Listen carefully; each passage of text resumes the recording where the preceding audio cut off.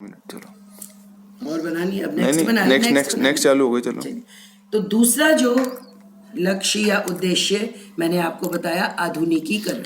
आधुनिकीकरण means modernisation. English के बच्चों के लिए भी साथ साथ बता रही हूँ। Economic growth, second modernisation.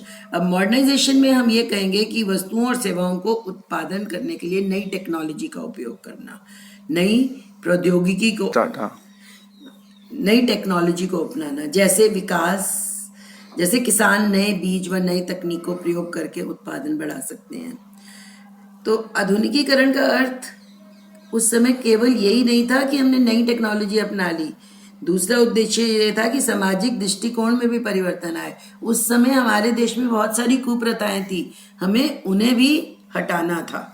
तो ये था आधुनिकीकरण। जैसे महिला शिक्षा, पहले जो है महिलाओं को और लड़कियों को शिक्षित नहीं किया जा सकता था।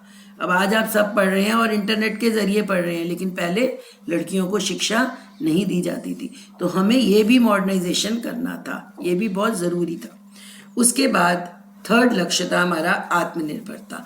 हमारे देश में जिन चीज़ों का आयात से हमें बचना था, कि जो हम इंपोर्ट कर रहे हैं हम इंपोर्ट ना करके जिन चीज़ों का संभव हो सके हम अपने ही देश में उत्पादन करें। और इस नीति को खाद्यान्न के लिए अन्य देशों पर निर्भरता कम करने के लिए आवश्यक समझा गया।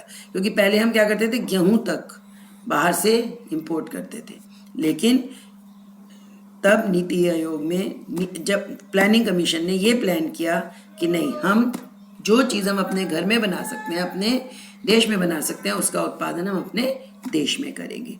तो आयातित खाद्यान्न, विदेशी पूंजी पर हमारी निर्भरता और हमारे देश की नीतियों में विदेशी हस्तक्षेप को बढ़ाकर हमारी संप्रभुता में बाधा डाल सकती है।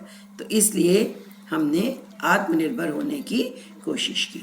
और चौथा जो था वो था समानता। आर्थिक समृद्धि का लाभ देश के निर्धन वर्गों को भी सुलभ हो। ये ना हो कि जो हम तरक्की कर रहे हैं वह कुछ ही लोगों के पास रहे, नहीं, उसको देश के निर्धन वर्ग तक भी पहुंचना था।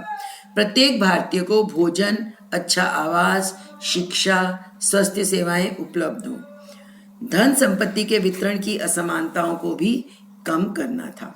तो ये जो है, ये 4 प्रमुख उद्देश्य थे हमारे पंचवर्षीय योजना के। तो 1950 से 1990 तक हमारी 7 पंचवर्षीय योजना थी, जिनके बारे में हम इस लेसन में सविस्तार पढ़ेंगे। तो सबसे पहली पंचवर्षीय योजना जो 1 अप्रैल 1950 को आरंभ हुई थी, वो उसमें हमने कृषि के विकास पर योगदान दिया था, जिसके बारे में हम अगली क्लास में